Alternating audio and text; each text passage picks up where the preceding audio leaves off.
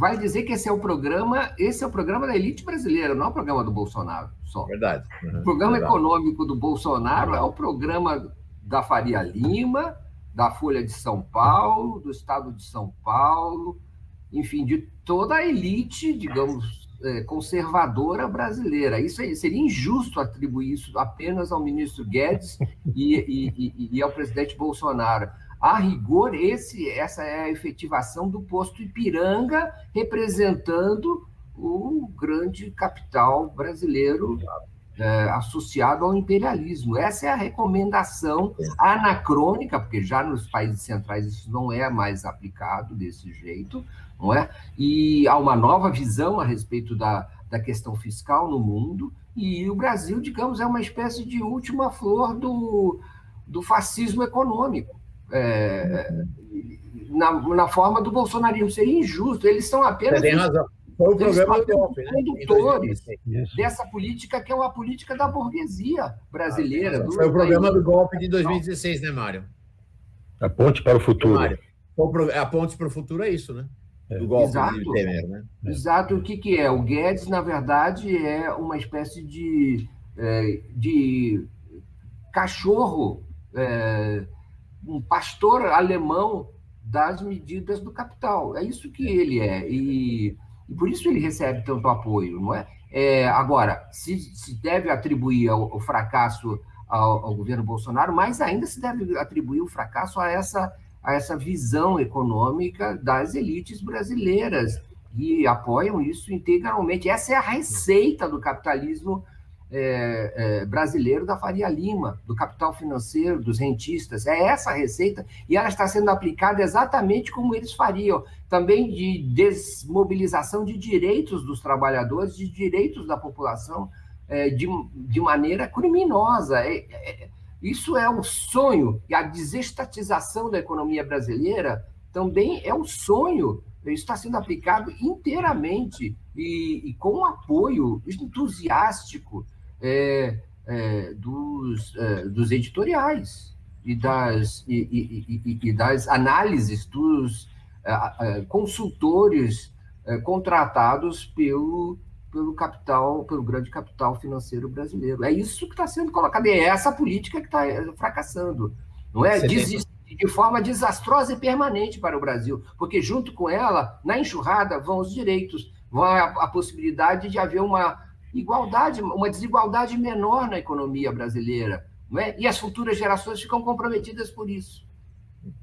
Você tem total razão. A diferença entre 2016 e 2021, além de 5 anos, é que tudo isso que era projeto em 2016, que era basicamente a tese é a seguinte: entrega para o setor privado, portanto, para a alta burguesia, tudo que é do Estado, que a burguesia é muito mais competente do que o aparelho do Estado para tocar a economia, e tira direitos dos trabalhadores, que com isso você vai ter um processo de contratações e quase que pleno emprego para os trabalhadores, que vai baratear o custo da força de trabalho. Era tudo mistificação, né? A diferença desses 5 anos é: esse projeto que eles prometeram em 2016 deu no que deu, um fracasso, uma situação de anomia econômica praticamente sem precedentes no Brasil. Deu tudo errado, né? Com o apoio da Miriam Leitão, do Carlos Alberto Sardenberg e de seus associados, com o apoio da Globo News, dos analistas que rezam pela fé e pelo credo do neoliberalismo no Brasil. Essa gente ou apoia ou silencia diante de evidentes violências contra a população. É isso aí. Viola. Não, é bem arguto esse registro que faz o Mário, e ele enseja também uma reconstrução histórica desse período recente da história brasileira, não é? Nós estamos vivendo hoje o que é a consequência da resultante daquele conflito distributivo que teve no país, a partir de 2008, mas que se esticou até 2014, e a única maneira que a classe dominante tinha de transferir os ônus da crise para os trabalhadores, a maioria do povo, era golpeando os governos petistas, governos progressistas, com um certo nível, digamos assim, de distribuição de renda. Então, o que nós estamos vivendo hoje, na verdade, é a resultante daquele processo, a saída que a nossa classe dominante encontrou para, diante de um conflito distributivo no nosso país, transferir a conta para, né, o conjunto do povo. Para isso era necessário o quê? Era necessário um golpe. Em segundo lugar, para executar um programa que não foi eleito, né, que foi aquela ponte para o futuro e depois a própria eleição do Bolsonaro, precisa de muito autoritarismo, precisa ter um regime de exceção. Então, isso, em certo sentido, é uma confirmação daquilo que eu tenho comentado e insistido muito, que a gente se equivoca se a gente datar o fascismo, não é, no entre guerras. Porque o fascismo ele não é um fenômeno teórico, um fenômeno político, ou até mesmo uma perspectiva de gestão econômica, né, que está datada no tempo, naquele tempo histórico. Ele é uma alternativa que as classes dominantes têm, as classes capitalistas têm, diante de situações de crise. Por isso que a gente está convivendo com situações, né, dessa emergência da extrema-direita em escala planetária. Então, acho que é isso que nós estamos vivendo hoje, ela é um agravamento daquela situação, e eu acho, viu, Mauro, sentindo, né, muito respeitosamente de ti, eu acho que eles ainda têm muita coisa para entregar.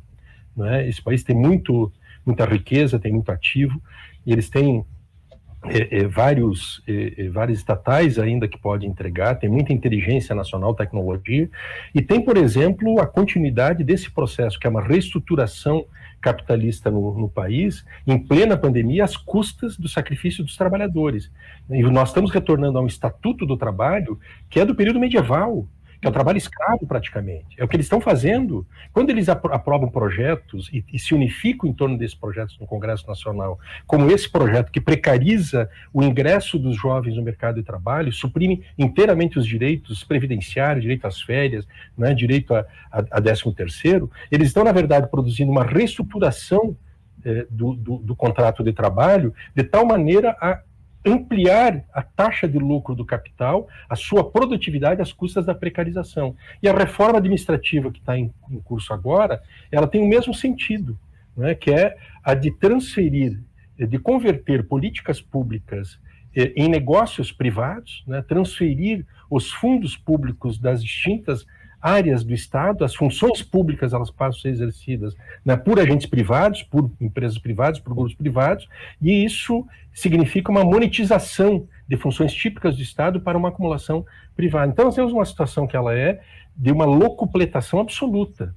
Nós não estamos aqui numa situação de 600 mil pessoas que foram mortas, a maior parte delas poderiam ter as vidas poupadas, se não fosse esse consentimento da classe dominante. Eles é que mandam no Congresso, eles é que mandam na Globo, eles é que mandam no Judiciário, eles é que mandam nas Forças Armadas, eles é que têm o poder, né, de determinar para que lado, né, o país pode andar ou não. Então eu acho que a situação que nós estamos vivendo, ela é a resultante, né, máxima desse processo que se construiu, e não por acaso, tem uma certa ironia, né, que o cara que fica à frente desse desmanche econômico é um pinochetista, ele vem da experiência chilena.